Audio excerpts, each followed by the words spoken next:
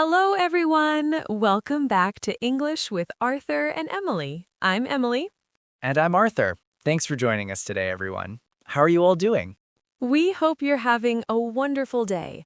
Today, we're going to talk about something that touches everyone's life, money and finances. Ah, yes, money. The topic we all love and hate at the same time, right, Emily? Exactly. You know, Arthur, I think talking about money used to make me uncomfortable, but now I realize it's such an important skill, especially in English. Absolutely. Whether you're traveling, working, or just having casual conversations, you'll need to talk about money. So today we'll have a nice, relaxed conversation about our experiences with money, and we'll explain some useful phrases along the way. Perfect. And remember, dear listeners, we'll keep things simple and clear. If we use any new vocabulary, we'll explain it right away. So just relax and listen. So, Emily, let me start with a question. Are you good at managing money? Oh, Arthur, that's a tough question to start with. Are you trying to embarrass me? No, I'm genuinely curious. I think it's something we all struggle with. Well, to be honest, I'm getting better. When I was younger, I was terrible at it. I would spend money as soon as I got it. Really, that's actually a common phrase in English, to spend money like water. It means you spend money very quickly and easily without thinking much about it. Yes, that was me. I would spend money like water. But now I try to budget. When you say budget, what do you mean exactly? Let's explain this for our listeners. Good idea.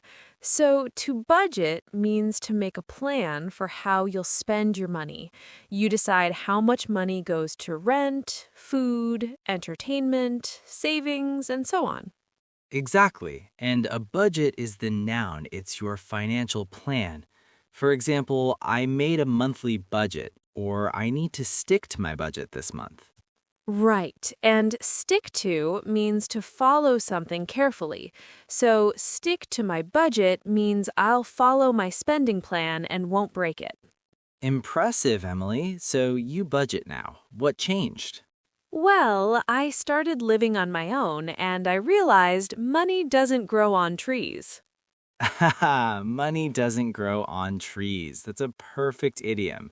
It means money isn't easy to get, and you can't just pick it like fruit from a tree. Exactly.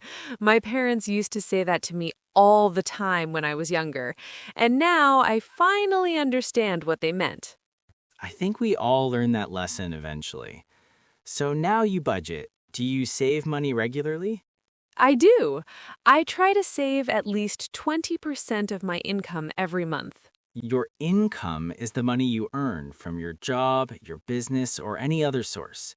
It's the money coming into your pocket. Right. So if I earn $2,000 a month, that's my monthly income. And I try to save $400 of that. Impressive, Emily. That's really good. You're putting money aside. Putting money aside?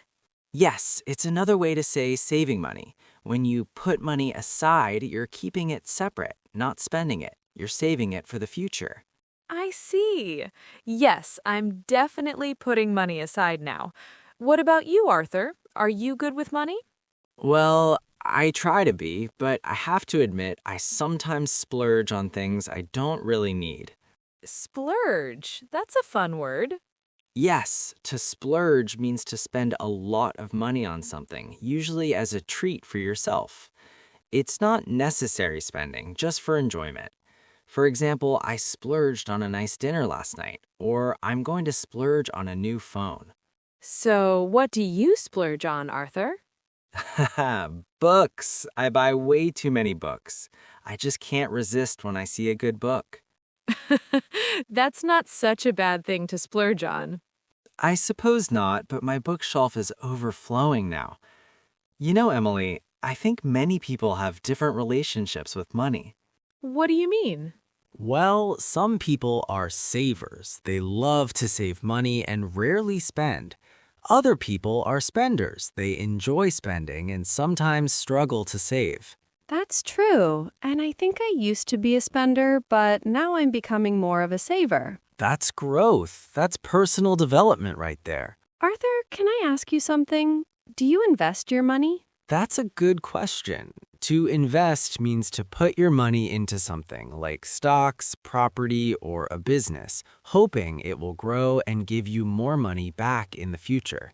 Right. So instead of just keeping money in the bank, you use it to potentially make more money. Exactly. And honestly, I'm just starting to learn about investing. It's a bit intimidating at first. I feel the same way. There's so much to learn: stocks, bonds, mutual funds. Yes, in terms like ROI, return on investment, that means how much profit you make from your investment. Have you made any investments yet? Just small ones. I'm taking it slow, learning as I go. I don't want to bite off more than I can chew. Ooh, that's an interesting phrase. To bite off more than you can chew means to try to do something that's too difficult or too big for you to handle. In investing, it means investing more money than you can afford to lose, or investing in things you don't understand. That's wise, Arthur. It's better to start small and learn. Do you have any financial goals? I do. I'm saving up for a trip to Japan next year. That's exciting. So you're saving up for something specific. Yes, to save up for something means to gradually collect money over time for a particular purpose. I'm putting a little bit of money aside each month until I have enough for the trip. Interesting. How long have you been saving?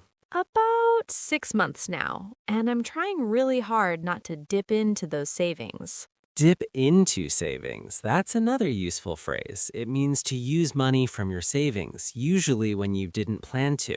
Exactly. Like, if I see something I want to buy, I have to remind myself, don't dip into the Japan fund. The Japan Fund. I love that you've given it a name. It helps me stay motivated. What about you, Arthur? Any financial goals? Actually, yes. I want to be debt-free by the end of next year. That's a great goal. Debt-free means having no debt, no money owed to anyone. Right. Debt is money you owe. It could be student loans, credit card debt, or any borrowed money. And I want to pay it all off. You can do it, Arthur. Are you making good progress? I am. I'm chipping away at it every month. Chipping away? Yes, to chip away at something means to reduce it gradually, little by little, like chipping away at a block of ice. You take small pieces off until it's gone. So you're reducing your debt little by little each month. Exactly. It's not easy, but I'm making progress. You know, Arthur, I think one important thing about money is not comparing yourself to others. Oh, absolutely. That's so important. Everyone's financial situation is different. Right. Someone might have a high-paying job, but also have student loans. Someone else might earn less, but have no debt. And there's a phrase for comparing yourself to others in terms of money and possessions, keeping up with the Joneses.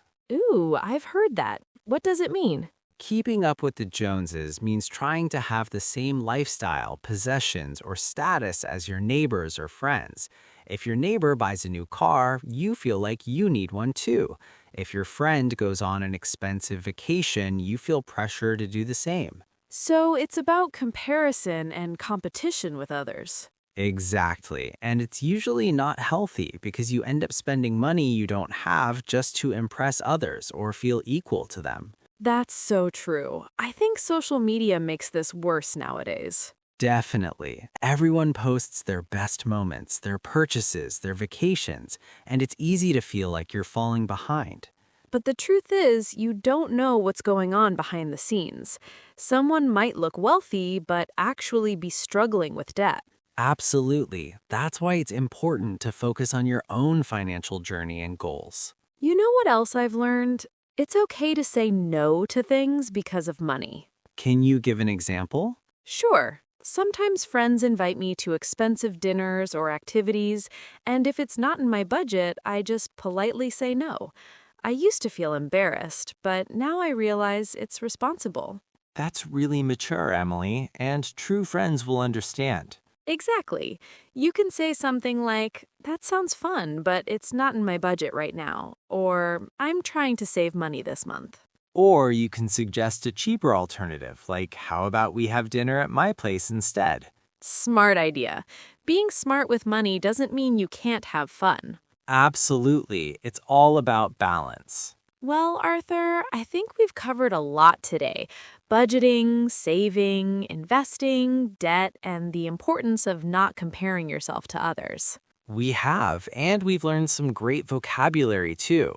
Let me quickly recap some key phrases we mentioned. Spend money like water, money doesn't grow on trees, put money aside, splurge, save up, dip into savings, chip away at, and keeping up with the Joneses. And if you're listening and some of these phrases are new to you, don't worry. Just listen to this episode again or write them down and practice using them. And remember, talking about money doesn't have to be stressful or uncomfortable. The more you practice these conversations in English, the easier it becomes. All right, everyone, before we go, we have a question for you. Here's our question. Are you a saver or a spender? Let us know in the comments. We'd love to hear from you. And if you enjoyed this episode, please give us a thumbs up, subscribe to our channel, and share it with your friends who are learning English.